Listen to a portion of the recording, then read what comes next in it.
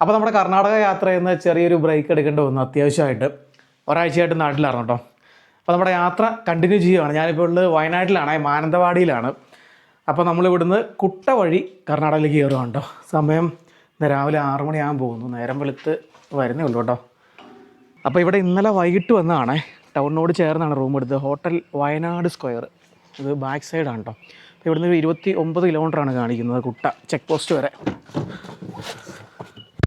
ഗ്ലാസ്സൊക്കെ നല്ല രീതിയിൽ ഫോഗ് പിടിച്ചില്ല. അത്യാവശ്യം തണുപ്പുണ്ട് കേട്ടോ രാവിലെ തന്നെ. പക്ഷെ ചൂടിന് കുറവുമില്ല. അപ്പോൾ ഇന്ന് മെയ് 4-ാം തീയതി കേരളത്തിലെ ഇലക്ഷൻ റിസൾട്ട് വരുന്ന ദിവസമല്ലേ. എല്ലാവരും വളരെ ആകാംക്ഷയോടെ കാത്തിരിക്കുന്ന നിമിഷങ്ങളല്ലേ. ആരായിരിക്കും അധികാരത്തിൽ വരുന്നത്? ശാന്തമായി കിടക്കുന്ന മാനന്തവാടി ടൗണാണ് ഈ കാണുന്നത്. അപ്പോൾ ഇത് ഇവിടുത്തെ ബസ് സ്റ്റാൻഡാണ് കേട്ടോ. അല്ലേ, ഞാൻ ബസ് സ്റ്റാൻഡാണെന്ന് പറഞ്ഞു. അതെ കേട്ടോ, KSRTC ബസ്സൊക്കെ കിടപ്പുണ്ട്.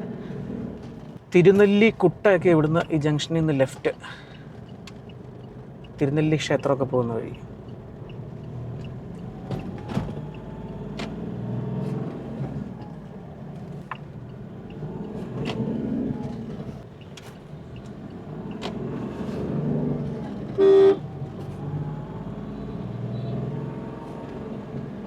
മാനന്തവാടി വലിയൊരു ടൗണാണേ.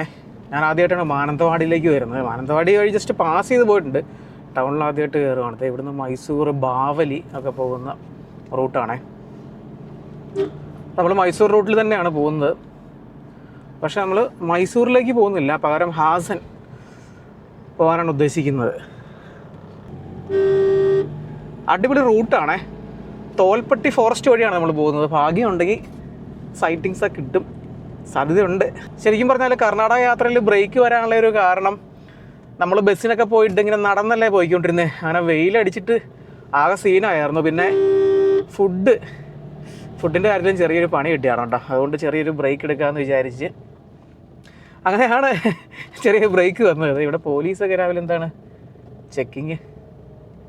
ഇന്ന് ഇലക്ഷൻ റിസൾട്ട് വരുന്നതുകൊണ്ടായിരിക്കും കേട്ടോ. ചെറുതായിട്ട് ഫോറസ്റ്റിൻ്റെ ആംബിയൻസ് ഒക്കെ ഇട്ട് തുടങ്ങി കേട്ടോ. ഒരു സൈഡിൽ ലെഫ്റ്റ് സൈഡിൽ ഫോറസ്റ്റ് ആണ്, റൈറ്റ് സൈഡിൽ റെസിഡൻസും. അങ്ങനെ നമ്മൾ കാട്ടിക്കുളത്തേക്ക് എത്തിയിരിക്കുകയാണേ. അപ്പം ഇനി ഫോറസ്റ്റ് റേഞ്ചിലേക്ക് കയറും. ഈ കാട്ടിക്കുളമൊക്കെ ഫോറസ്റ്റ് റേഞ്ചിൽ വരുന്നതാണ് കേട്ടോ.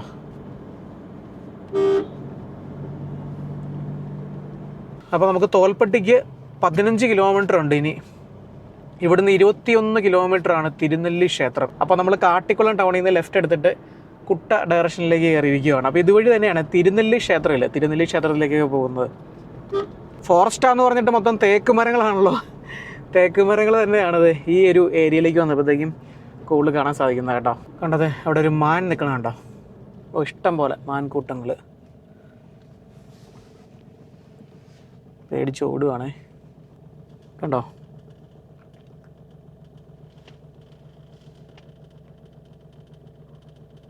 ഒരുപാട് പേരുണ്ട്. അപ്പോൾ ഇവിടെ ഇങ്ങനെ ഒരു ജംഗ്ഷൻ വരും. ഇവിടുന്ന് നേരെ കിടക്കണ വഴി പോയാൽ തിരുനെല്ലി ക്ഷേത്രത്തിലേക്ക് പോകട്ടെ. 13 കിലോമീറ്റർ. നമുക്ക് തോൽപ്പെട്ടി ഇവിടുന്ന് റൈറ്റാണ് പോകേണ്ടത്. ഇവിടെ ഒരു കടയാണ് കേട്ടോ, വളരെ ഫേമസ് ആണ്. കുട്ടേട്ടൻ്റെ ഉണ്ണിയപ്പ കട എന്ന് പറയും. കുറേ പേർക്ക് അറിയായിരിക്കും. അപ്പോൾ അത് കുട്ടേട്ടൻ്റെ ഉണ്ണിയപ്പ കട കണ്ട. ഇതിൽ നേരെ കിടക്കണ വഴിയില്ലേ, അതിൽ പോയാൽ തിരുനെല്ലി ക്ഷേത്രത്തിലേക്ക് പോകാം. അപ്പോൾ നമുക്കിത് ഇവിടുത്തെ കാര്യങ്ങളൊക്കെ നോക്കാം കേട്ടോ. കടയിൽ ഇപ്പോൾ തിരക്ക് കുറവാണ്. നോക്കി കട കണ്ടില്ലേ, വൈക്കോല് മേഞ്ഞേക്കുന്നതാണ് കേട്ടോ. അതിനോട് തൊട്ട് ചേർന്ന് ഇങ്ങനെയും തേനും ഇങ്ങനെ മുള കൊണ്ടുള്ള ഉൽപ്പന്നങ്ങളൊക്കെ വിൽക്കുന്ന കട. കടയിൽ ഒരുപാട് സാധനങ്ങളൊക്കെ ഉണ്ട് കേട്ടോ. ഇതല്ലേ കുട്ടേട്ടൻ്റെ ഉണ്ണിയപ്പ കട. ഇതെല്ലാം പാക്ക് ചെയ്ത് വെച്ചേക്കുന്ന കണ്ടില്ലേ. ഇതൊരു പാക്കറ്റിൽ എത്ര എണ്ണം ഉണ്ട്?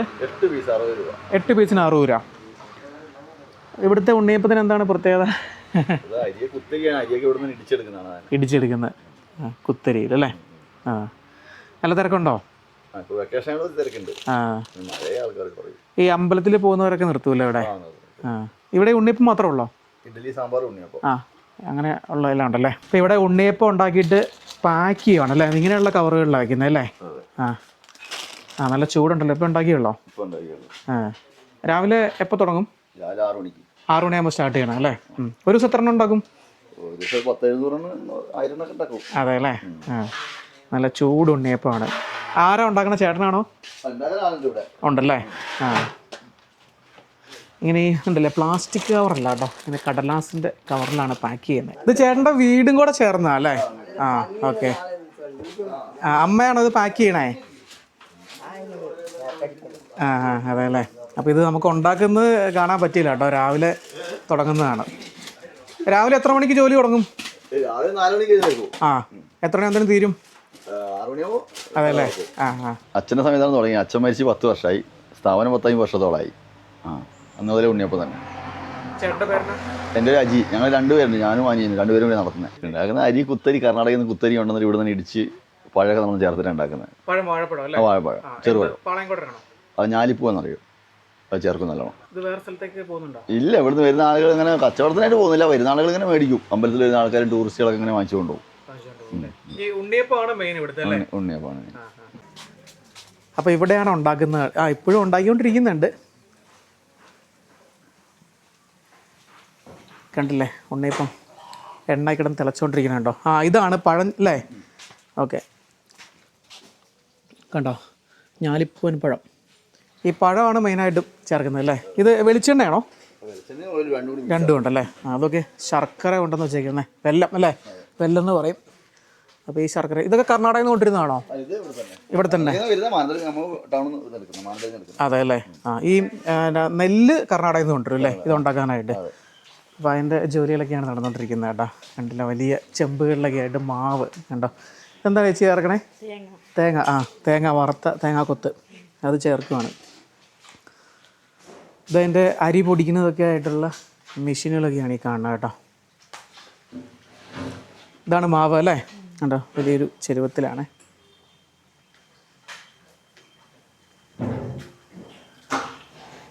ഉണ്ടായി കഴിയാറായല്ലേ ഇന്നത്തെ? ആ നല്ല ചൂടുണ്ടല്ലോ.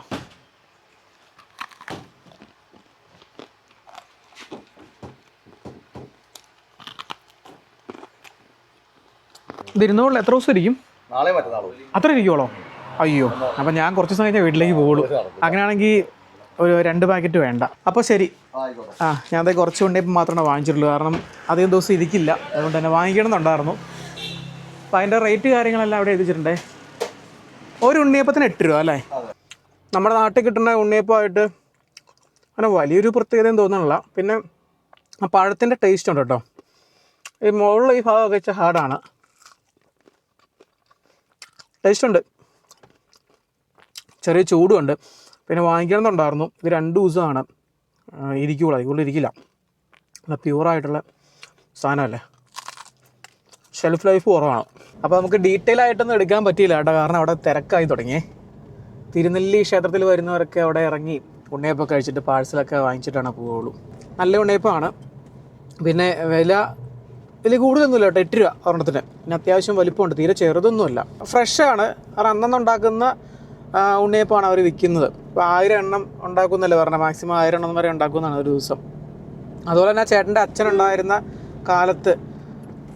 കാലം മുതലേ ഉള്ള ഒരു സെയിം ടേസ്റ്റാണ് ഇപ്പോഴും ഉണ്ണിയപ്പത്തിനുള്ളതെന്നാണ് പറഞ്ഞത്. തോൽപ്പെട്ടിയാണിത്. നമ്മൾ തോൽപ്പെട്ടിയിലേക്ക് എത്തിയിരിക്കുകയാണ്. ഇവിടെ ഒരു ചെക്ക് പോസ്റ്റൊക്കെ ഉണ്ട് കേട്ടോ, എക്സൈസ് ചെക്ക് പോസ്റ്റാണ് ഈ കാണുന്നത്. കുട്ട ചെക്ക് പോസ്റ്റ്, പോലീസ് ചെക്ക് പോസ്റ്റാണ് കേട്ടോ ഇത്. കർണാടകയുടെ ചെക്ക് പോസ്റ്റാണേ. അപ്പോൾ നമ്മൾ കുടക് റീജിയനിലേക്ക് കയറിയിരിക്കുകയാണ്. അപ്പോൾ ഇത് കുട്ട ഫോറസ്റ്റ് ചെക്ക് പോസ്റ്റാണ്. ഇവിടെ നമുക്ക് നേരെ ഗോണിക്കോപ്പയ്ക്കാണ് പോകേണ്ടത്. 32 കിലോമീറ്റർ സ്ട്രെയിറ്റ് പോകണം. അപ്പോൾ നമ്മുടെ KSRTC ബസ്സുകളൊക്കെ ഇവിടെ വന്ന് കുട്ടയിൽ ഇവിടെയാണ് നിർത്തുന്നത് കേട്ടോ. കുട്ട ടൗണാണ് ഈ കാണുന്നത് കേട്ടോ. ടൗണെന്ന് പറയാൻ മാത്രം അങ്ങനെ വലിയ ടൗണൊന്നുമല്ല, കുറച്ച് കടകളും കാര്യങ്ങളൊക്കെ ഉള്ളൂ. പിന്നെ ഈ കോഫി പ്ലാന്റേഷൻസാണ് ഇവിടെ മെയിനായിട്ട് നമ്മളിനി കാണാൻ പോകുന്ന കാഴ്ച എന്ന് പറയുന്നത് കേട്ടോ. നമ്മൾ ലാസ്റ്റ് പോയത് വിരാജ്പേട്ട ആയിരുന്നല്ലോ, അത്രയൊന്നും ഇല്ല കേട്ടോ, അതിലൊക്കെ വളരെ ചെറിയൊരു ടൗൺഷിപ്പാണ് കുട്ട. നല്ല ഗ്രാമങ്ങളൊക്കെ കണ്ടു തുടങ്ങി. നോക്കി, നമ്മളങ്ങനെ കുടക് റീജിയനിലേക്ക് പ്രവേശിച്ചിരിക്കുകയാണ്. കന്നഡ ഗ്രാമങ്ങൾ, കുടക് ഗ്രാമങ്ങളൊക്കെ കണ്ടു തുടങ്ങി. ഇതേ പോകുന്ന വഴിക്ക് കണ്ട വളരെ മനോഹരമായൊരു ഗ്രാമമാണ്. പൂജക്കൽ എന്നാണ് ഈ ഗ്രാമത്തിൻ്റെ പേര് കേട്ടോ. ഇവിടെ നമുക്ക് ഓടിട്ട കുറച്ച് കെട്ടിടങ്ങളൊക്കെ കാണാം. ഇവിടെ ചെറിയൊരു കട കാണാം നമുക്ക്. പിന്നെ അങ്ങ് അകത്തേക്ക് പോയാൽ കുറേ വീടുകളൊക്കെ ഉണ്ട്. ഇവിടെ ഈ കാപ്പിയാണ് മെയിനായിട്ടും കൃഷി ചെയ്തിരിക്കുന്നത് കേട്ടോ. കുടകിൽ മെയിനായിട്ടും കാപ്പിയാണല്ലോ. ചെറിയൊരു പെട്ടിക്കടയാണ്, കുറച്ച് സാധനങ്ങളൊക്കെ ഉണ്ട്. വേറെ കട ഉണ്ടോ ഇവിടെ? ഇവിടെ കന്നഡിഗരാണ്, മലയാളികളുണ്ടോ? ഉണ്ടല്ലേ, മലയാളികളുണ്ടല്ലേ. ആ ആ അവിടെ കുറച്ച് കടകളൊക്കെ ഉണ്ട് പുറയിൽ. നല്ല ഭംഗിയാണ് കേട്ടോ ഈ സ്ഥലം കാണാൻ. നോക്കി, ഇത് ഇവിടുത്തെ റേഷൻ കടയാണ്. റേഷൻ കട അടച്ചിട്ടേക്കാണ്, തുറന്നിട്ടില്ല. ഇവിടുത്തെ ഒരു ഹോട്ടലാണ്, ഹോട്ടലും തുറന്നിട്ടില്ല കേട്ടോ. മിക്കവാറും ഗ്യാസിൻ്റെ ക്ഷാമമൊക്കെ ഉള്ളതുകൊണ്ടായിരിക്കാം. അപ്പോൾ ഇതിൽ പോയാൽ അവിടെ കുറേ വീടുകളൊക്കെ ഉണ്ട്, ചെറിയൊരു വഴി മുന്നോട്ട് പോകുന്നുണ്ട്. അപ്പോൾ അവിടെ എല്ലാം തന്നെ കവുങ്ങുകളും അതുപോലെ കാപ്പിത്തോട്ടത്തിൻ്റെ അകത്തായിട്ട് കവുങ്ങുകളാണ് ചെയ്തിരിക്കുന്നത് കേട്ടോ. ശരിക്കും പറഞ്ഞാൽ നമ്മുടെ വയനാടിൻ്റെ ഒരു കാലാവസ്ഥയൊക്കെ ആയിട്ട് നല്ല സാമ്യമുണ്ട്. കേരള ബോർഡറാണല്ലോ, നമ്മുടെ അതിർത്തിയിലാണ് സ്ഥിതി ചെയ്യുന്നത് കേട്ടോ ഈ ഗ്രാമം. ഇതൊക്കെ വീടുകളാണ് ഈ കാണുന്നത്. ഈ വീടുകളുടെയൊക്കെ പുറത്ത് വേലി നിർമ്മിച്ചേക്കുന്നത് കണ്ടോ. അതായത് പ്രകൃതിദത്തമായ വേലി, അല്ലെങ്കിൽ എന്താ പറയുക, ചെമ്പരത്തി നട്ടുപിടിപ്പിച്ചേക്കുക കേട്ടോ. അപ്പോൾ അതങ്ങനെ വളർന്നു നിൽക്കുന്നു, അതിൽ പൂവുണ്ടാവും, വേലിയുടെ ഉപയോഗം നടക്കും.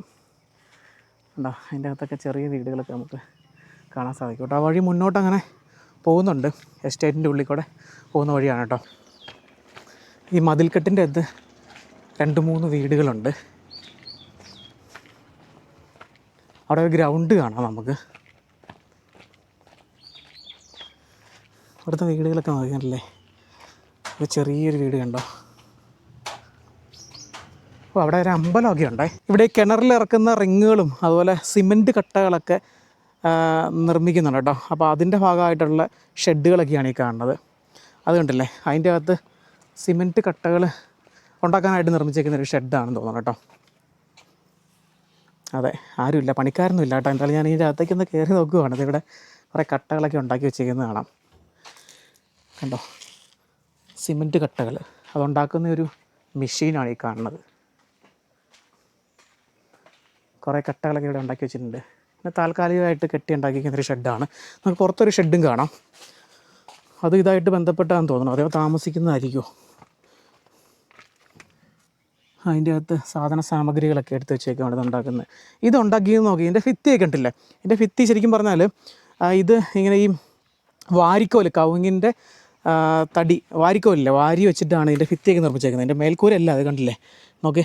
അപ്പോൾ അതിൻ്റെ പുറമെ ചെളി വെച്ച് തേച്ചെടുത്തേക്കുവാണ് കണ്ടോ, കണ്ടത്തിലെ ചെളി വെച്ചിട്ട്. അപ്പോൾ അതിങ്ങനെ വിണ്ട് നിൽക്കുന്നതാണ്, കുറേ ഭാഗത്തൊക്കെ നടന്നു പോയിട്ടുണ്ട്. അതിൻ്റെ പുറമെ ചാണകം മെഴുകുക കേട്ടോ. അങ്ങനെയാണ് ഉണ്ടാക്കിക്കുന്നത്. വളരെ സിമ്പിളായിട്ട് ഉണ്ടാക്കിക്കുന്നതാണ്. നമ്മുടെ നാട്ടിലൊക്കെ ഇങ്ങനെയുള്ള കാണാൻ പറ്റുമല്ലേ. കുറേ ഭാഗം അടന്നു പോയിട്ടുണ്ട് കണ്ടില്ലേ. അത് പോയിട്ട് പടുത വെച്ച് മറച്ചേക്കുമുണ്ട്. അതിൻ്റെ മേൽക്കൂരയും പടുത തന്നെയാണ്. ഇവിടെ കുറേ റിങ്ങുകളൊക്കെ ഉണ്ടാക്കി വെച്ചേക്കുന്നതാണ് കേട്ടോ. അതുപോലെ അവിടെ ഒരു ആൽമരവും അതിൻ്റെ ചുവട്ടിലായിട്ട് ചെറിയൊരു അമ്പലവും കാണാം. ഈ അമ്പലം നോക്കേ, ഇതിന് മേൽക്കൂരയൊന്നുമില്ല കേട്ടോ. വലിയൊരു ആൽമരത്തിൻ്റെ ചുവട്ടിലായിട്ട് ഇങ്ങനെ ചുറ്റുമതിലൊക്കെ കെട്ടി നിർത്തിയേക്കുവാണ്. പ്രതിഷ്ഠ എന്താണെന്നറിയില്ല, ശിവനാന്ന് തോന്നുന്നു. ശൂലമൊക്കെ കാണാം. അപ്പോൾ സമയം വന്നിട്ട് 8 മണി കഴിഞ്ഞു. എന്തായാലും ബ്രേക്ക്ഫാസ്റ്റ് കഴിച്ചേക്കാമെന്ന് വിചാരിച്ചു. ബ്രേക്ക്ഫാസ്റ്റ് കഴിക്കാനായിട്ട് ഞാൻ കുറച്ച് ഐറ്റംസൊക്കെ ഉണ്ടെന്നുണ്ട് കേട്ടോ. അധികമൊന്നുമില്ല, ഒരു പാക്കറ്റ് ബ്രെഡുണ്ട്, പിന്നെ പീനട്ട് ബട്ടറും വെള്ളവും ഇത്രയൊക്കെയുള്ളൂ. വേറെ ഒന്നും തന്നെ എടുത്തിട്ടൊന്നുമില്ല. കാരണം വെച്ചാൽ കഴിഞ്ഞ പ്രാവശ്യം വയറിന് ചെറുതായിട്ട് പണി കിട്ടിയായിരുന്നു. അതുകൊണ്ട് പുറത്തുനിന്നുള്ള കഴിക്കാതിരിക്കാൻ പറ്റില്ല, എന്തായാലും കഴിക്കേണ്ട സാഹചര്യം വരും. എപ്പോഴാണ് നമുക്ക് ഫുഡ് അല്ലെങ്കിൽ കുക്ക് ചെയ്യണം, അതിനുള്ള സെറ്റപ്പുകളൊന്നും ഇല്ല കേട്ടോ. അപ്പോൾ ഇങ്ങനെയുള്ള കാര്യങ്ങളൊക്കെ വെച്ച് അഡ്ജസ്റ്റ് ചെയ്യാം. ഇതാകുമ്പോഴത്തേന് നല്ല പ്രോട്ടീൻ റിച്ച് ആണ്, ഹെൽത്തി ഫുഡല്ലേ. സിമ്പിൾ ബ്രേക്ക്ഫാസ്റ്റാണ്, വളരെ എളുപ്പമാണ് ഉണ്ടാക്കാനായിട്ട്. ഉണ്ടാക്കാനൊന്നുമില്ല. കുറച്ച് പീനട്ട് ബട്ടർ എടുക്കുന്നു, എന്നിട്ട് ജാമൊക്കെ പുരട്ടുന്ന പോലെ ബ്രെഡിൻ്റെ സെൻറ്ററിൽ ഇങ്ങനെ സ്പ്രെഡ് ചെയ്ത് കൊടുക്കുന്നു. എന്നിട്ട് ഇത്രയും പരിപാടിയുള്ളൂ. ഇങ്ങനത്തെ ഒരു 1-2 പീസ് എടുത്ത് കഴിച്ച് കഴിഞ്ഞാൽ വിശപ്പ് മാറും. ഒരു നേരമൊക്കെ ഇങ്ങനെ അഡ്ജസ്റ്റ് ചെയ്യാം. ഞാൻ ഇന്നലെ വൈകിട്ട് മാനന്തവാടിയിൽ വന്നിട്ട് അവിടുന്ന് സൂപ്പർ മാർക്കറ്റിൽ നിന്ന് വാങ്ങിച്ചാണ്. ഇന്നലെ രാത്രി ഇതാണ് കഴിച്ചത്. ഒത്തിരി കഴിച്ചാൽ നമ്മൾ മടുത്തു കൂട്ടാം. അപ്പോൾ ഇങ്ങനെ ഒരു 2 പീസൊക്കെ ആണെന്നുണ്ടെങ്കിൽ കുഴപ്പമില്ല, വയറിന് നിറയും. പിന്നെ നല്ല ഹെൽത്തി ഫുഡാണല്ലോ. വീറ്റ് ബ്രെഡാണ് മേടിച്ചിരിക്കുന്നത്. കാരണം കുറച്ചുകൂടെ മൈദ ബ്രെഡിനേക്കാളും കുറച്ചുകൂടെ നല്ലതല്ലേ. അപ്പോൾ ആ സൈഡിൽ കാണാൻ കണ്ടില്ല, അതൊക്കെ ലയങ്ങളാണേ, എസ്റ്റേറ്റ് ലയങ്ങളാണ് കേട്ടോ.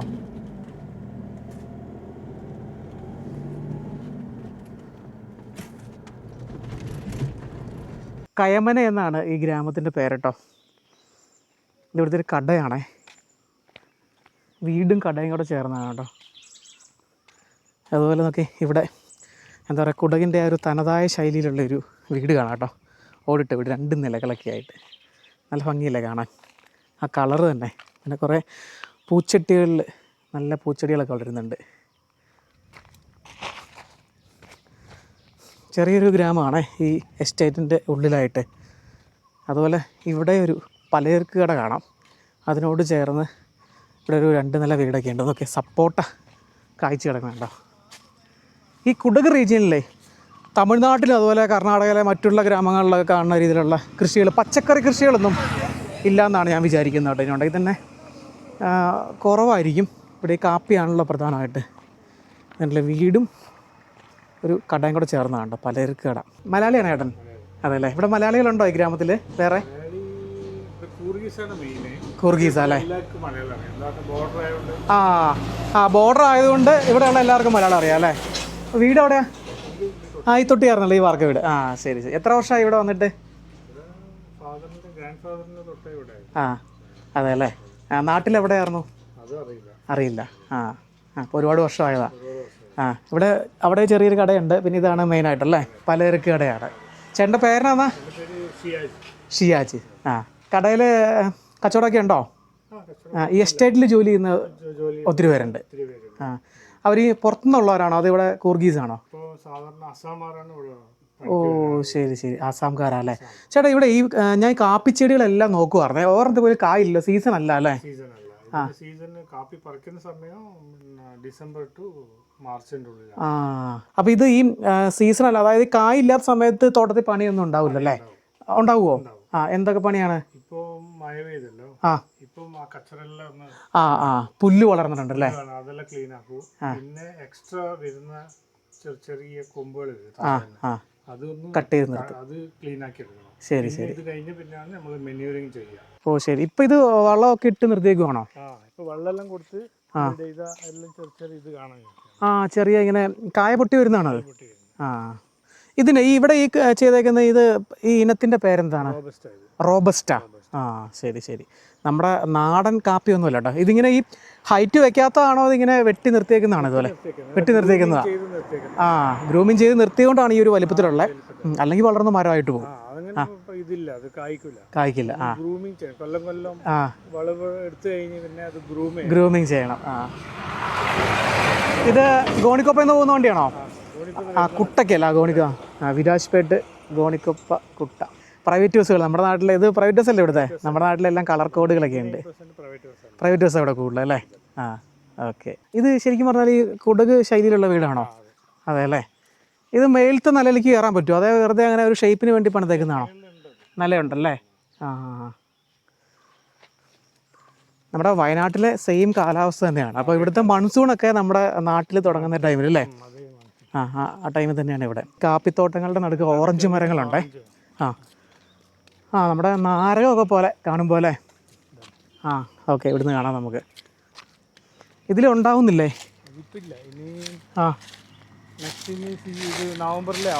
നവംബറിലാവും അല്ലേ? ഈ വലിപ്പം വയ്ക്കാതെ ചെറിയ ഓറഞ്ചാണോ? സാധാ ഓറഞ്ച്. നമ്മൾ കടയിൽ നിന്നൊക്കെ വാങ്ങിക്കുന്ന നോർമൽ ഓറഞ്ച് അല്ലേ? ഇത് ഇവിടുന്ന് പറിച്ചുകൊണ്ട് പോയിട്ട് വിൽക്കൂല്ലേ? കുറച്ചേ ഉള്ളൂ. ഇവിടെ ഓറഞ്ച് കൃഷി ഉണ്ടായിരുന്നോ ശരിക്കും? ഓറഞ്ച് കൃഷി ഇങ്ങനെ ഒരു ബൈ കൃഷിയായത് അങ്ങനെ. തോട്ടത്തിന്റെ ഉള്ളിൽ ഇടകൃഷി പോലെ. ഇവിടെ ഈ കാപ്പി ആണല്ലോ മെയിൻ. അത് കൂടാതെ എന്തൊക്കെയാണ് ഈ കുടക് റീജിയനിൽ? അടക്ക, കുരുമുളക്. ഏലം ഉണ്ടോ? ഏലമുണ്ട്. അത് ചില പ്രദേശങ്ങളിൽ മാത്രമേ ഉള്ളൂ അല്ലേ? പിന്നെ ചേട്ടാ ഇവിടെ ഈ പച്ചക്കറികളൊക്കെ കൃഷി ചെയ്യുന്നുണ്ടോ? വീട്ടിൽ കുറച്ച് അതേ ഉള്ളൂ, അല്ലാതെ വ്യാപകമായിട്ടൊന്നും ഇല്ല അല്ലേ? ഇഞ്ചി കൃഷിയുണ്ട്. ഫോറസ്റ്റ് ആണ് ഈ ഒരു പ്രദേശത്തിന്റെ ബൗണ്ടറി. ആന ഇവിടെ ഇറങ്ങും കേട്ടോ? റോഡിലേക്ക് വരുമോ? വരില്ല അല്ലേ? നല്ല തണുത്ത കാറ്റാണ് അടിച്ചുകൊണ്ടിരിക്കുന്നത്. ഇവിടെ ചൂട് അത്ര വലിയ കാര്യമായിട്ടില്ലല്ലേ? നാട്ടിലൊരു രക്ഷയില്ല. ചൂടല്ല, ശരി. വെയിലെന്ന് പറഞ്ഞാൽ നമുക്ക് എന്താ അയ്യോ, ഹ്യൂമിഡിറ്റി അങ്ങ് പുകഞ്ഞിട്ട് ഒരു എന്താ പറയുക. കാരണം കഴിഞ്ഞ വർഷം ഇത്ര ഇല്ലായിരുന്നു. ഓരോ വർഷം കൂടുന്തോറും വരുന്ന വ്യത്യാസം ചേഞ്ചസ് ആയിക്കൊണ്ടിരിക്കുകയാണ്. മലയാളികൾ ഈ മലബാർ ഭാഗത്തു നിന്നൊക്കെ വന്ന് ഇവിടെ കുടിയേറി താമസിക്കുന്നവരൊക്കെ ഉണ്ട്. അതെ, ഈ കുടക് ഭാഗത്തേക്ക് വലിയൊരു കുടിയേറ്റം തന്നെ നടന്നിട്ടുണ്ടല്ലേ? ഞാൻ ഒന്നും പ്ലാൻ ചെയ്തിട്ടില്ല. ഒരു 3-4 ദിവസത്തേക്ക്, 3-4 ദിവസം എന്ന് പറഞ്ഞ് വീട്ടിൽ നിന്ന് ഇറങ്ങിയതാണ്. അങ്ങനെ എന്തായാലും ഹാസൻ ചെല്ലണം. ഹാസൻ ഇവിടുന്ന് എത്ര കിലോമീറ്റർ വരും? കുശാൽ നഗർ പോയിട്ട് അവിടെ നിന്ന് പോകേണ്ടി വരും. കുശാൽ നഗർ എന്നിട്ട് പോകണം അല്ലേ? എന്തായാലും ഒരു 100 കിലോമീറ്റർ മുകളിൽ വരില്ലേ? ഇവിടെ കവറേജ് ഇല്ല, അതുകൊണ്ടൊന്നും അറിയാനും പറ്റുന്നില്ല. അപ്പോൾ ഒരുപാട് സന്തോഷം പരിചയപ്പെടാൻ സാധിച്ചതിൽ. ഓക്കെ. ആ അപ്പോൾ ഇവിടുത്തെ ഈ കാപ്പിത്തോട്ടങ്ങളിലേ ഞാൻ ആദ്യം വിചാരിച്ചത് ഈ കാപ്പിക്കുരു ഇല്ലാത്ത സമയത്ത് തോട്ടങ്ങളിലൊന്നും ജോലിയില്ലായിരിക്കും എന്ന്. പക്ഷേ ചേട്ടൻ പറഞ്ഞപ്പോഴാണ് മനസ്സിലായിട്ടോ, ഇവിടെ എപ്പോഴും തന്നെ ജോലിയുണ്ട് ഈ തോട്ടങ്ങളിൽ. അതായത് ഈ കുരു പറിച്ചു കഴിഞ്ഞാൽ ഒരു ഇൻ്റർവെല്ലുണ്ട്, അതിനുശേഷം ഇത് നല്ല രീതിയിൽ മെയിൻറ്റെയിൻ ചെയ്യണം. ഇപ്പോൾ ഈ കാപ്പിച്ചെടികളായിട്ടല്ല നമ്മൾ കാണുന്നത്, അധികം ഹൈറ്റ് ഒന്നും ഇല്ല, അതിങ്ങനെ വെട്ടി നിർത്തി അങ്ങനെ പരിപാലിക്കുന്നതുകൊണ്ടാണ്. അതുപോലെ തന്നെ വളം ഇടണം, അങ്ങനെ ജോലികളൊക്കെ ഉണ്ട് ശരിക്കും പറഞ്ഞു കഴിഞ്ഞാൽ. പക്ഷേ ഈ തോട്ടങ്ങളിലൊന്നും ആരെയും കാണുന്നുമില്ല. ശ്രീമംഗള എന്ന സ്ഥലത്തോടെയാണ് നമ്മൾ പോയിക്കൊണ്ടിരിക്കുന്നത് കേട്ടോ. ശ്രീമംഗള കഴിഞ്ഞ് നമ്മളിപ്പം ഷെട്ടിഗിരി എന്ന ഗ്രാമത്തിലേക്കാണ് എത്തിയിരിക്കുന്നത് കേട്ടോ. അപ്പം ഈ ഗ്രാമത്തിൽ ഇന്ന് ചന്ത പ്രവർത്തിക്കുന്ന ദിവസമാണ്. ഈ ചന്ത എല്ലാ ദിവസവും ഉണ്ടോ? ഒറ്റ ദിവസം, തിങ്കളാഴ്ച മാത്രം അല്ലേ? ഓക്കെ. ഇവിടെ കണ്ടില്ലേ, ഇവിടെ പച്ചക്കറിയാണ് അല്ലേ? എല്ലാ തരത്തിലുള്ള പച്ചക്കറികളും ഉണ്ട്. ചെറിയൊരു ചന്തയാണ് കണ്ടില്ലേ, ഒരു ഷെഡ് കെട്ടിയിരിക്കുന്നു അതിൻ്റെ താഴെയായിട്ടാണ്. അതെല്ലാം വളരെ കൃത്യമായിട്ട് അടുക്കി വെച്ചേക്കുന്നത് നമുക്ക് കാണാം. ബീട്രൂട്ടുണ്ട്, ക്യാരറ്റ്, ഇതാണ് സംഭവം മുള്ളങ്കിയാണോ? ഇതെന്ത്? നൂക്കൂൽ. ഓക്കെ. ഇതെന്താ റാഡിഷ് എന്താ സംഭവം? ഇംഗ്ലീഷ് എന്താ ഞാൻ മറന്നു കേട്ടോ.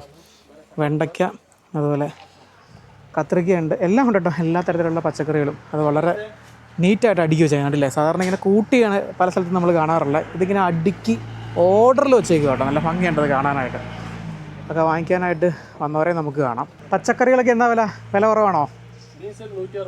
ബീൻസ് 160. ആ 160 രൂപ ബീൻസ്. ഉള്ളിയോ, സവാള ഉള്ളിയൊക്കെ 30 രൂപ. ഇതെവിടുന്നാണ് ഈ പച്ചക്കറിയൊക്കെ വരുന്നത്? അതെ അല്ലേ. ഇവിടെ ഒന്നും ചെയ്യുന്നില്ലല്ലോ അല്ലേ? ബീൻസൊക്കെ ഇവിടെ ചെയ്ത് കുടകിൽ ഓക്കെ. ഈ ബീൻസ് അല്ലേ? ഓക്കെ. എന്നാ വില? 160 രൂപ കിലോ. തിങ്കളാഴ്ച മാർക്കറ്റ്. പച്ചക്കറികൾ കൂടാതെ വേറെ ഉൽപ്പന്നങ്ങളൊക്കെ ഉണ്ട് കേട്ടോ. ഇവിടെ നോക്കെ മുള കൊണ്ടുള്ള ഉൽപ്പന്നങ്ങളൊക്കെയാണ് വിൽക്കുന്നത്. കുട്ട, മുറം.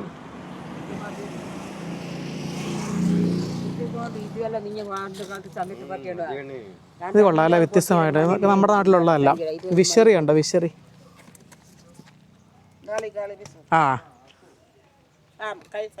ഇത് കന്നഡയിൽ എന്നാ? കൈഫാൻ.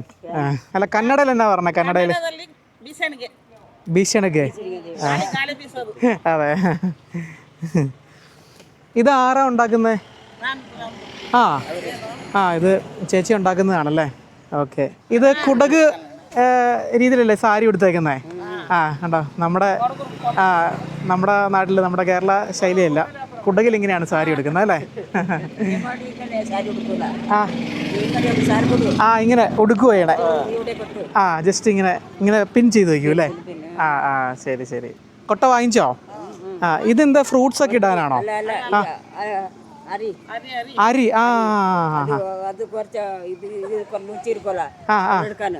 ഓക്കെ. ഇങ്ങനെ നമ്മളിങ്ങനെ തവിട് നെല്ല് പാറ്റിയെടുക്കില്ലേ, അതുപോലെ. ഇതെല്ലാം ചേച്ചി ഉണ്ടാക്കുന്നതാണ് കേട്ടോ. മുറല്ല. ഇതിനൊക്കെ എങ്ങനെയാ വില? എങ്ങനെയാ? 100. ഇതിന് 150. എവിടെ വീട്? എവിടെയാ? കുൻസൂറിൽ. അങ്ങനെ ഈറ്റ എടുത്തുകൊണ്ട് ഒന്ന് നെയ്യുന്നതല്ലേ? എല്ലാ തിങ്കളാഴ്ചയും വരും ഇവിടെ. അങ്ങനെ വലിയ തിരക്കൊന്നും ഇല്ല കേട്ടോ ഈ ടൗണിൽ. ഇന്ന് ചന്ത ദിവസമായിട്ട് പോലും രാവിലെ ആയതുകൊണ്ടായിരിക്കാം. അപ്പോൾ നമുക്കിനി ഇവിടുന്ന് നേരെയാണ് പോകേണ്ടത്. ഗോണിക്കൊപ്പ 20 കിലോമീറ്റർ ഉണ്ട് ഇനി. ഈ ജംഗ്ഷനിൽ നിന്ന് ഇടത്തേക്ക് പോകാം കേട്ടോ. അവിടെ ചെന്ന് കഴിഞ്ഞാൽ ഇടത്ത് കുറച്ച് പോയി കഴിഞ്ഞാൽ ഇവിടെ തേയിലത്തോട്ടം ഉണ്ടെന്ന് പറഞ്ഞേ. അപ്പോൾ ഈ കുടകിൽ തേയിലത്തോട്ടം ഉണ്ടെന്ന് അറിയില്ലായിരുന്നു. അപ്പോൾ ഒന്ന് പോയി നോക്കിയിട്ട് വരാം.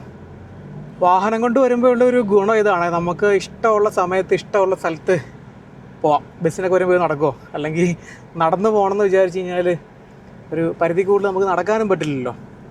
അങ്ങനെ ഇതാണ് തേയിലത്തോട്ടം. കുടകിലെ തേയിലത്തോട്ടം കാണാം കേട്ടോ. അങ്ങനെ വലുതായിട്ടൊന്നും കാണില്ലായിരിക്കും. മൂന്നാറും വാൽപ്പാറയും അതുപോലെ വാഗമണ്ണൊക്കെ ആണ് മനസ്സിലേക്ക് വരുന്നത്. കണ്ടില്ലേ? നമുക്കിതിലെല്ലാട്ടോ പോകണ്ടേ. ഇപ്പോൾ ഇത് കാണാനായിട്ട് ഉള്ളിലേക്ക് കയറി പോകുന്നതാണ്. കുറച്ച് ദൂരം ഒന്ന് പോയിട്ട് തിരിച്ച് വരാം. ഏകദേശം ആ ഒരു ടൗണിൽ നിന്ന് ഒരു 1.5 കിലോമീറ്റർ കയറി വന്നു കേട്ടോ. ഇത് വലിയ എസ്റ്റേറ്റാണ്. ഇന്ന് ദൂരെയൊക്കെ നമുക്ക് കാണാം. ഗ്ലെൻലോർണ എസ്റ്റേറ്റ്, ടാറ്റ കോഫി ലിമിറ്റഡ്, ടാറ്റയുടെ എസ്റ്റേറ്റാണ്. ഈ തോട്ടങ്ങളിലൊക്കെ ജോലി ചെയ്യുന്ന ആരെയും കാണുന്നില്ല കേട്ടോ. ഇവിടെ പണിയൊന്നും ഇല്ലേ. നമ്മുടെ വാഗമണിലും മൂന്നാറിലൊക്കെ ചെന്ന് കഴിഞ്ഞാൽ എപ്പോഴും തന്നെ തോട്ടങ്ങളിൽ ജോലിക്കാരുണ്ടായിരിക്കുമല്ലോ. ഇവിടുന്ന് നുള്ളൊക്കെ എടുത്ത് കഴിഞ്ഞിട്ടുണ്ടായിരിക്കും, എടുക്കാറാവുന്നേ ഉള്ളൂ. ഇവിടെ തേയിലത്തോട്ടം ഉണ്ടെന്ന് പറഞ്ഞപ്പോൾ ഞാൻ ഇത്രയും വിചാരിച്ചില്ല കേട്ടോ. കണ്ടില്ല, അങ്ങാ ദൂരെ ആ മലയുടെ മേളിലൊക്കെ തേയില നട്ട് വെച്ചേക്കുന്നത് കാണാം. നല്ല ചൂടായി തുടങ്ങി കേട്ടോ. പുറത്തിറങ്ങി നിൽക്കാൻ പോലും സാധിക്കുന്നില്ല. കാര്യം പറയുമ്പം കൊതുകൊക്കെയാണ്, പക്ഷേ ചൂടിനൊരു കുറവുമില്ല കേട്ടോ. അപ്പോൾ ഗോണിക്കൊപ്പയ്ക്ക് തൊട്ട് മുമ്പുള്ള പൊന്നമ്പേട്ട് എന്ന സ്ഥലത്തേക്കാണ് എത്തിയിരിക്കുന്നത്. ഒരു മാർക്കറ്റിൻ്റെയൊക്കെ അകത്തോടെ പോകുന്നൊരു ഫീലാണ് ഈ ടൗണിലേക്ക് കയറിയപ്പം. നല്ല തിരക്കുണ്ട്. അതുപോലെ ഇവിടുത്തെ കെട്ടിടങ്ങളൊക്കെ ആണെന്നുണ്ടെങ്കിലും നമ്മൾ വിരാജ്പേട്ടിൽ കണ്ട പോലെയുള്ള ആ പഴയ കാലത്തെ ബിൽഡിങ്ങുകളൊക്കെയാണ്, കടകളും സ്ഥാപനങ്ങളൊക്കെ പ്രവർത്തിക്കുന്നത്. കൊടകിലെ ആദ്യകാലത്തെ ബിൽഡിങ്ങുകളൊക്കെയാണ്. നല്ല തിരക്കാണ് ഈ ടൗണിൽ. ഒരു ഇടുങ്ങിയൊരു വഴിയാണേ. അതിലൊരു വശത്ത് മൊത്തം ഈ വാഹനങ്ങൾ പാർക്ക് ചെയ്തേക്കുന്നതുകൊണ്ട് തന്നെ കഷ്ടിച്ചാണ് കിടന്നു പോകുള്ളൂ. അങ്ങനെ നമ്മൾ ഗോണിക്കൊപ്പയിലേക്ക് എത്തിയിരിക്കുകയാണ്. അപ്പോൾ ഇവിടുന്ന് നമുക്കിനി മൈസൂർ റൂട്ട് പോകണം, ഹാസനിലേക്ക് പോകണമെന്നുള്ളത്. ഇവിടെ വന്നപ്പോൾ ഇവിടെ നല്ല തിരക്കാണല്ലോ. അപ്പോൾ വളരെ ഇടുങ്ങിയൊരു ജംഗ്ഷനാണ്, അതാണ് ഇത്രയും തിരക്ക്. അപ്പോൾ ഇവിടുന്ന് ലെഫ്റ്റ് പോയാൽ വിരാജ്പേട്ട്, നമ്മളിവിടുന്ന് റൈറ്റ് എടുത്തിട്ട് മൈസൂർ റൂട്ടിലേക്ക് കയറുവാണ്. ഒന്നും പോരാത്തതിന് ഇവിടെ ഒരു പാലം ഉണ്ടല്ലോ, ഒരു ചെറിയ പാലമുണ്ട്. അതുകൊണ്ടൊക്കെയാണ് ഇത്രയും വലിയ ബ്ലോക്ക് സംഭവിക്കുന്നത് ഇവിടെ. അപ്പോൾ ഗോണിക്കൊപ്പ ടൗൺ കഴിഞ്ഞാൽ വീണ്ടും മുന്നോട്ട് പോകുമ്പം കോഫി പ്ലാന്റേഷൻസ് തന്നെയാണ് കാണുന്നത് കേട്ടോ. അപ്പോൾ അതൊക്കെ എസ്റ്റേറ്റിലേക്ക് കിടക്കുന്ന വഴിയാണ്. അതിൻ്റെ ഉള്ളിലേക്ക് കയറാനുള്ള പെർമിഷനൊന്നുമില്ല കേട്ടോ. കണ്ടോ, കാപ്പിച്ചെടികൾ വളർന്നു നിൽക്കുന്നത് വലിയ എസ്റ്റേറ്റാണ്. അപ്പോൾ ഈ സ്ഥലത്തിൻ്റെ പേര് തിത്തിമട്ടി എന്നാണ്. തിത്തിമട്ടി. ഇവിടെ കുറേ പഴയ കെട്ടിടങ്ങളൊക്കെ നമുക്ക് കാണാം കേട്ടോ. അതിലാ കാണാനില്ല, അതൊരു ഹോസ്പിറ്റലാണ്. മനേപ്പാണ്ട നച്ചയ്യ മെമ്മോറിയൽ ഹോസ്പിറ്റൽ, അങ്ങനെയാണോ പ്രൊനൗൺസ് ചെയ്യണേ? കന്നഡ വാക്കായതുകൊണ്ട് ചിലപ്പോൾ നമ്മൾ പറഞ്ഞ പോലെ ഒന്നും ആയിരിക്കില്ല. പഴയൊരു കെട്ടിടമാണ് കേട്ടോ. സിൻസ് 1949 മുതലുള്ളതാണ് കേട്ടോ. അതുപോലെ അതിനോട് ചേർന്ന് ആ കാണുന്നത് ബസ് സ്റ്റോപ്പാണ്. ആ ബസ് സ്റ്റോപ്പ് നോക്കേ, ഒരു വീടിൻ്റെ ഒരു മാതൃകയിലാണ് പണിതിരിക്കുന്നത്. കുറച്ച് ഇടമുള്ളൂ അകത്ത്, കണ്ടോ. അപ്പോൾ ഇരിക്കാനുള്ള സ്ഥലങ്ങളൊക്കെ ഉണ്ട്. എൻ്റെ ചുമരിലൊരു ചിത്രമൊക്കെ വരച്ചിട്ടുണ്ട് കേട്ടോ. ഇത് കൂടാതെ തന്നെ കുറേ ബിൽഡിങ്ങുകളൊക്കെ ഇതിൻ്റെ അകത്തുമുണ്ട്. എന്തൊക്കെയാണെന്ന് നമുക്ക് നോക്കാം കേട്ടോ. അത് കണ്ടിട്ടൊരു ഹോസ്പിറ്റലാണെന്ന് തോന്നുന്നു. അപ്പോൾ അത് എസ്റ്റേറ്റ് ഹോസ്പിറ്റൽ. അതിനോട് ചേർന്ന് ഇവിടുത്തെ സർക്കാർ ഹോസ്പിറ്റൽ കാണാതെ നമ്മുടെ നാട്ടിലെ കുടുംബാരോഗ്യ കേന്ദ്രമൊക്കെ ഇല്ലേ, അതിൻ്റെ ഭിത്തിയിലൊക്കെ നോക്കി വരച്ച് വെച്ചേക്കുന്നത്. നമ്മുടെ നാട്ടിലും ഗവൺമെൻറ് ഹോസ്പിറ്റലിൽ ഇങ്ങനെയുള്ള വരകുറികളൊക്കെയല്ലേ ചെയ്യുന്നത്. ഞാൻ ഇവരുടെ പെർമിഷൻ ചോദിച്ചിട്ടാണ് അകത്തേക്ക് കയറുന്നത് കേട്ടോ. പഴയൊരു കെട്ടിടത്തിലാണ് ഈ ഹോസ്പിറ്റലും പ്രവർത്തിക്കുന്നത്. ഓക്കെ, അത് സ്റ്റാഫിൻ്റെ ക്വാർട്ടേഴ്സാണ് കാണുന്നത് കേട്ടോ. ഞാൻ ഹോസ്പിറ്റലിൽ നിന്നല്ലേ പറഞ്ഞത്, അവിടെ ഹോസ്പിറ്റലിൽ നിന്ന് എഴുതിച്ചിട്ടുണ്ടായിരുന്നു. അത് ഹോസ്പിറ്റലല്ല, സ്റ്റാഫിൻ്റെ ക്വാർട്ടേഴ്സാണെന്നാണ് പറഞ്ഞത്. അപ്പോൾ ഇത് കണ്ടോ, ഹോസ്പിറ്റലിൻ്റെ ഉള്ളിലേക്ക് നമ്മൾ കയറി. നല്ല രീതിയിൽ പൂച്ചെടികളൊക്കെ നട്ടുപിടിപ്പിച്ച് അടിപൊളിയാക്കിയിട്ടുണ്ട്. ഇവിടെ ഒരു സ്റ്റാച്ചു കാണാം, വിവേകാനന്ദൻ്റെ സ്റ്റാച്ചു ആണല്ലോ. ഇതൊക്കെ ഈ ഹോസ്പിറ്റലായിട്ട് ബന്ധപ്പെട്ട കെട്ടിടങ്ങളൊക്കെയാണ് ഈ കാണുന്നത് കേട്ടോ. ഓഫീസുകളൊക്കെയാണ്. വിവേകാനന്ദൻ്റെ സ്റ്റാച്ചു ആണേ. ഓരോ റൂമുകളൊക്കെയാണ് കാണുന്നത്. Immunisation room. നമ്മുടെ നാട്ടിലെ സർക്കാർ ആശുപത്രി കയറുമ്പോൾ ഒരു ലോഷൻ്റെ ഒരു സ്മെല്ലില്ലേ, ആ ഒരു സ്മെല്ല് ഇവിടെ ഉണ്ട് കേട്ടോ. മലയാളിയാണോ മാഡം? പേരെന്താ? സീനത്ത്. എവിടെ, നാട്ടിലെവിടെ? കൊടകിൽ തന്നെ. നേരത്തെ കേരളത്തിലായിരുന്നോ? അതെ അല്ലേ, മലയാളം, എല്ലാവർക്കും മലയാളം അറിയാം അല്ലേ. അത് ഹോസ്പിറ്റലല്ല അല്ലേ? അവിടെ ഹോസ്പിറ്റലിൽ എഴുതിയേക്കണേ. ആ പുറമേ നിന്ന് കാണുമ്പോൾ ഒരു ബിൽഡിംഗ് ഇല്ലേ, ക്വാർട്ടേഴ്സാണ്. ഈ ഹോസ്പിറ്റലിൻ്റെ അല്ലേ? അതെല്ലാം എല്ലാവരും ഇവിടുത്തെ സ്റ്റാഫാണേ. ഓക്കെ. ഇന്ന് ഡോക്ടറുള്ള ദിവസമല്ലേ? അതല്ലേ, ഓക്കെ. ഇവിടെ കിടത്തി ചികിത്സയൊക്കെ ഉണ്ടോ? ഡെലിവറി എല്ലാം ഉണ്ടല്ലേ. അപ്പോൾ ഈ പ്ലാന്റേഷനോട് ചേർന്ന് ഇങ്ങനെ കുറേ കെട്ടിടങ്ങളൊക്കെ കാണാം കേട്ടോ. ഞാൻ ആദ്യം വിചാരിച്ചതേ ഈ പ്ലാന്റേഷനിലൊക്കെ ജോലി ചെയ്യുന്നവർ താമസിക്കുന്ന ലയങ്ങളായിരിക്കുമെന്ന്. അപ്പോൾ ഇത് ഈ ഹോസ്പിറ്റലിൻ്റെ ഭാഗമായിട്ടുള്ള ക്വാർട്ടേഴ്സുകളാണ്. ഈ ഹോസ്പിറ്റലിൻ്റെ കോമ്പൗണ്ടിലാണ് ഉള്ളത് കേട്ടോ. അതുപോലെ തന്നെ ആ കേട്ടിട്ടില്ല ഹോസ്പിറ്റലാണെന്ന് പറഞ്ഞത്. അതും ഇപ്പോൾ ക്വാർട്ടേഴ്സാണ്, നേരത്തെ ഹോസ്പിറ്റലായിരുന്നിരിക്കാം. അങ്ങനെ കുറേ കെട്ടിടങ്ങളൊക്കെ ഇവിടെ കാണാൻ സാധിക്കും കേട്ടോ. ഇങ്ങനെ വേലി കെട്ടി തിരിച്ചിട്ടുണ്ട് കോമ്പൗണ്ട്. ആ വേലിയിലൊക്കെ ധാരാളം പൂച്ചെടികളൊക്കെ വളർന്നു നിൽക്കുന്നുണ്ട് കേട്ടോ. അതേ ബോഗൺവില്ല കണ്ടില്ലേ പൂത്ത് നിൽക്കുന്നത്, അതിങ്ങനെ ഒരു കവാടം പോലെ ചെയ്തേക്കുവാണ് കേട്ടോ. നല്ല ഭംഗിയുണ്ടല്ലേ കാണാൻ. അതിനുള്ളിലേക്ക് കയറി കഴിഞ്ഞാൽ കണ്ടോ ഇതും ക്വാർട്ടേഴ്സാണ്. അതുപോലെ ഒത്തിരി ക്വാർട്ടേഴ്സുകളൊക്കെ ഇതിൻ്റെ ഉള്ളിലായിട്ട് ഉണ്ട് കേട്ടോ. അവിടെയൊക്കെ താമസമുള്ളതാണ്, സ്റ്റാഫുകളൊക്കെ താമസിക്കുന്നതാണ് കേട്ടോ. ഉള്ളിലേക്ക് പോയാലും നമുക്ക് ഒത്തിരി ക്വാർട്ടേഴ്സുകളൊക്കെ കാണാൻ സാധിക്കും. അവിടെയൊക്കെ ഉണ്ട്. ഇതൊക്കെ ഓറഞ്ചാണേ, ഓറഞ്ച് മരം കണ്ടോ, ഓറഞ്ച് കാഴ്ച കിടക്കുന്നുണ്ടോ. ഓറഞ്ചാണോ അതേ നാരങ്ങയാണോ? ഓറഞ്ചാണെന്ന് കണ്ടിട്ട്, അതേ മുസമ്പിയാണോ എന്താണെന്ന് ഒരു പിടുത്തമില്ല. നിറയെ കാഴ്ച കിടക്കുന്നുണ്ട്, ചിലത് പഴുത്തും കിടക്കുന്നുണ്ട്. അപ്പോൾ തിത്തിമത്തിയിലൊരു ടൗണും ഉണ്ടേ. അപ്പോൾ ഞാൻ വിചാരിച്ചതേ ആ ഹോസ്പിറ്റലൊക്കെ ഉള്ള ആ ഒരു ഭാഗമില്ലേ, ആ ഒരു ഭാഗത്തിന് മാത്രം പറയുന്ന പേരായിരിക്കും തിത്തിമത്തി എന്ന്. അപ്പോൾ നമ്മൾ തിത്തിമത്തി ടൗണിലൂടെയാണ് പോയിക്കൊണ്ടിരിക്കുന്നത്. അപ്പോൾ തിത്തിമത്തി ടൗൺ കഴിഞ്ഞാൽ വീണ്ടും നമ്മൾ ഫോറസ്റ്റ് റീജിയനിലേക്ക് കയറിയിരിക്കുകയാണ് കേട്ടോ. നാഗർഹോളെ ടൈഗർ റിസർവ് ആണിത്. ഇവിടെ അനിമൽസൊക്കെ റോഡ് ക്രോസ് ചെയ്യുമെന്ന് പറഞ്ഞ് കുറേ ബോർഡുകളൊക്കെ കാണാം. പക്ഷേ ഈ ഒരു ടൈമിലൊക്കെ സൈറ്റിങ്സ് കിട്ടാൻ സാധ്യത വളരെ കുറവാണ്. ഈ ഫോറസ്റ്റിൻ്റെ അകത്തോടെ കിടക്കണ ഈ റോഡ് നോക്കിയേ, നല്ല രീതിയിലാണ് ടാർ ചെയ്തിരിക്കുന്നത് കേട്ടോ. നല്ല വീതിയുണ്ട്. അതുപോലെ ഈ വയനാട് റീജിയനിലെ ഇപ്പം നമ്മൾ കടന്നു വന്ന തോൽപ്പെട്ടിയാണെന്നുണ്ടെങ്കിൽ മുത്തങ്ങ ഫോറസ്റ്റിൻ്റെ അകത്തോടെ പോകുന്ന റോഡൊക്കെ നല്ല നിലവാരത്തിലുള്ള റോഡുകളാണ്. അത്യാവശ്യം നല്ല വീതിയുണ്ട് കേട്ടോ. വീണ്ടും ഫോറസ്റ്റിൻ്റെ ഒരു ചെക്ക് പോസ്റ്റ് ഉണ്ട്. അപ്പോൾ ഇതൊരു ജംഗ്ഷനാണ്, നമുക്ക് ഇവിടുന്ന് ലെഫ്റ്റ് തിരിഞ്ഞാണ് പോകേണ്ടത്. 20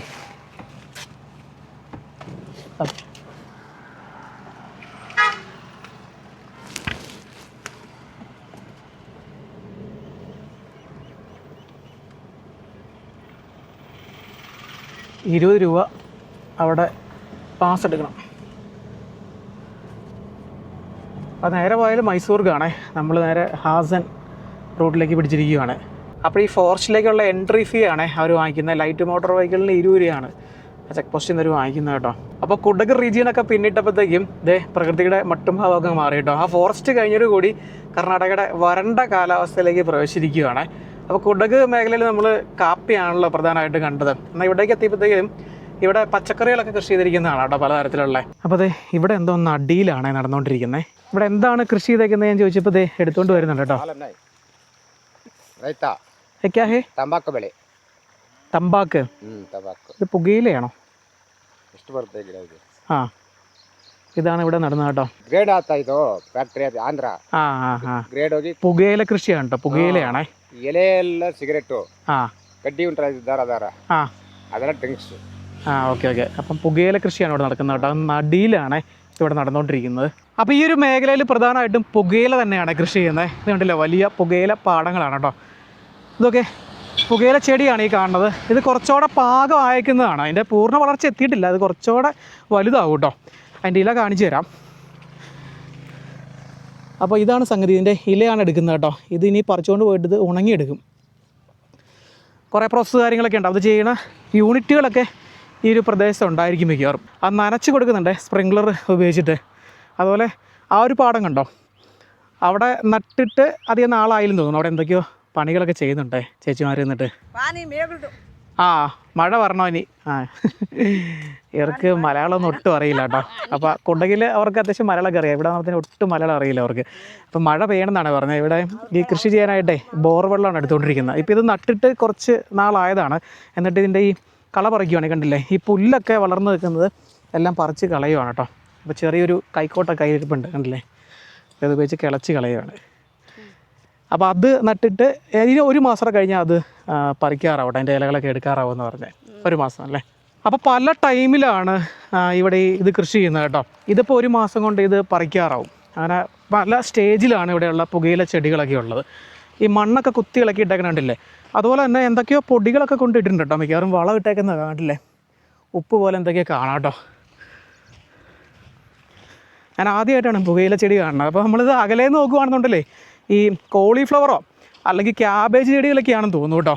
ഞാൻ അങ്ങനെയാണ് ആദ്യം വിചാരിച്ചത്. നമ്മളീ പോകുന്ന വഴി നല്ല ഗ്രാമങ്ങളൊക്കെ പിന്നിട്ടാണ് പോകുന്നത് കണ്ടോ. ആട്ടുംപറ്റങ്ങൾ അവർ 2 ബാച്ചായിട്ടാണ് പോകുന്നത്. അപ്പോൾ നല്ല ഗ്രാമക്കാഴ്ചകളൊക്കെ ഉണ്ട് കേട്ടോ. ഇപ്പം നമ്മൾ ഇറങ്ങാത്ത കാരണം എന്ന് പറഞ്ഞാൽ തിരിച്ച് ഇതുവഴി തന്നെ പോകാമെന്നാണ് വിചാരിക്കുന്നത്. അന്നേരം ഇറങ്ങി വളരെ വിശദമായിട്ടുള്ള കാഴ്ചകളൊക്കെ കാണാമല്ലോ. അപ്പോൾ ഇനി 50 കിലോമീറ്റർ ഉണ്ട് ഹാസനിലേക്ക്. അങ്ങനെ ഹാസൻ എത്തി. ഹാസൻ ടൗണാണേ. സമയം 4 മണിയോട് അടുപ്പിച്ച് നമ്മൾ ഇവിടെ എത്തിയിട്ടോ. വന്നപ്പോൾ തന്നെ ആദ്യം തന്നെ ഒരു റൂം എടുത്തു. അതെ, ഇവിടെയാണേ. വണ്ടിയൊക്കെ ഇടാനുള്ള സൗകര്യമൊക്കെ നോക്കിയാണ് എടുത്തത് കേട്ടോ. കുഴപ്പമില്ല, ഇവിടെ സേഫായിട്ട് കിടന്നോളൂ എന്ന് വിചാരിക്കുന്നു. അക്ഷയ റെസിഡൻസി. അപ്പോൾ റൂം എങ്ങനെ ഉണ്ടെന്ന് പോയി നോക്കാം. 700 രൂപയാണ് പറഞ്ഞത് കേട്ടോ. കണ്ടിട്ട് കുഴപ്പമില്ലാന്ന് തോന്നുന്നു.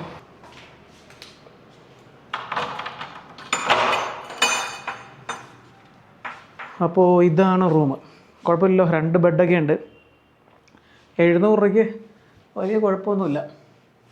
അപ്പം ലഗേജ് ഒന്നും കാറിൻ്റെ ഒന്നും എടുത്തില്ല. ഇനി അതൊക്കെ പോയി എടുത്തുകൊണ്ട് വരണേ. അതെ, ആ മതിൽക്കെട്ടിൻ്റെ ഉള്ളിലാണ് പാർക്ക് ചെയ്തിരിക്കുന്നത്. അപ്പോൾ വേറെ പ്രശ്നങ്ങളൊന്നുമില്ല, അവിടെ കിടന്നോളും. അപ്പോൾ സമയം 4 മണി കഴിഞ്ഞിട്ടുണ്ട്. ഇനി ഇന്ന് പ്രത്യേകിച്ച് വേറെ പരിപാടികളൊന്നുമില്ല. നാളെ രാവിലെ തന്നെ ഇവിടുന്ന് ഇറങ്ങണം ഹാസനിൽ നിന്ന്. ഇവിടെ കുറേ കാഴ്ചകളൊക്കെ ഉണ്ട് കേട്ടോ. അപ്പോൾ നമ്മുടെ ഈ വീഡിയോ വൈൻഡപ്പ് ചെയ്യുകയാണ്. അപ്പോൾ അടുത്ത വീഡിയോ കാണാം. Okay, bye bye.